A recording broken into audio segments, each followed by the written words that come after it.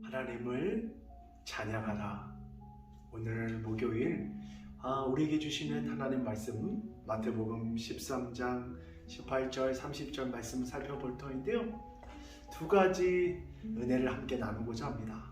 어제 말씀에 이어서 오늘 본문 씨 뿌리는 네 가지 밭에 대해서 복음이 증거되었을 때 그 복음을 반응하는 네 부류의 사람이 오늘 본문 가운데 구체적으로 말씀해 주고 있어요. 그런데 여러분, 복음이 전달되었을 때에 그 복음에 대해 반응하는 네 부류가 아니라 두 부류로 나눌 수가 있습니다. 첫 번째는 열매 맺는 부류, 그리고 여전히 첫 번째, 두 번째, 세 번째죠. 씨 뿌리는 비유에 열매 맺지 않는 부류. 여러분, 우리가 반드시 마음에 새겨야 할 것이 있습니다. 우리 가운데 하나님의 진리의 말씀이 우리 가운데 다가오게 돼요. 그럼 우리가 하나님의 영적인 제자로서 자녀로서 이 땅 가운데 나가서 씨 뿌리는 삶을 살아가게 됩니다. 하나님의 복음을 증거하는 삶을 살아가게 돼요. 그런데 여러분 기억하십시오. 명심하십시오. 여러분이 복음을 선포했을 때 반드시 그 말씀을 받아들인 사람이 있지만 받아들이지 않는 사람도 또한 많다는 거예요. 그래서 우리의 마음 가운데 어떠한 마음을 단단히 먹어야 되냐면, 내가 진리 하나님의 말씀을 선포하였기 때문에 모두가 다 하나님의 말씀을 아멘으로 받아들일 거라는 그 마음을 내려놔야 돼요. 안 그러면 왜 내가 하나님의 은혜의 말씀을 전하는데 사람들이 받아들이지 않지? 냉담한 세상의 반응과 사람들의 반응으로 우리가 위축되고 우리의 마음이 어려워질 수 있습니다. 그 옛날 예수님께서 말씀을 전했을 때 바리새인 서기관은 어땠어요? 예수님 본인, 하나님의 아들 그 자체가 복음을 전했을 때도 받아들이지 않았어요. 반드시 우리 기억합시다.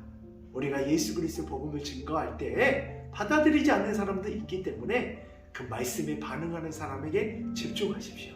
그럼 그 사람이 그 마음의 밭에 씨가 떨어지고 30배, 60배, 100배를 거두게 될 것입니다. 그러면서 오늘 본문 말씀 가운데 가라지에 대한 비유를 말씀해 주셔요. 추수 때가 다가오는데 그 밭을 살펴봤더니 분명히 좋은 씨를 뿌렸는데 가라지가 있는 거예요. 그래서 제자들이 예수님 가라지를 끄집어냅시다. 그런데 예수님께서 얘기합니다. 아니다. 마지막 때까지 내버려 두어라. 혹시나 좋은 곡식마저도 상할 수 있기 때문에 내버려 둘 것을 얘기해 주고 있습니다. 우리가 가라지 비유 가운데서 우리에게 주시는 하나님의 은혜와 사랑이 있어요. 첫 번째, 하나님 우리 믿는 성도님들을 섬세하게 세밀하게 살피시고 보호하시는 분이셔요. 혹시나 우리가 가라지 때문에 부정적인 안 좋은 영향을 받을까봐 끝까지 우리를 돌보고 사랑하려는 하나님의 마음이 오늘 본문에 담겨 있고요. 더 큰 하나님의 영적인 메시지는 무엇이냐면, 우리 주님 마지막 때까지 가라지를 내버려 두게 해요. 왜 그랬을까요? 혹시나 진리의 말씀이 그 인생 가운데 다가오게 되면 가라지 같은 그 인생도 곡식으로 바뀌어질 수 있기 때문에 우리 주님 마지막 때까지 기다리십니다. 노아의 홍수 때처럼, 바벨탑의 사건 가운데 그래도 하나님 그 백성들이 돌아서게 원하는 것처럼, 사울 왕이 하나님 앞에 잘못했지만 끝까지 기다리시는 그 하나님의 마음, 그 하나님의 사랑이 이제 오늘 목요일을 살아가는 우리 가운데 반드시 가득할 것이고요.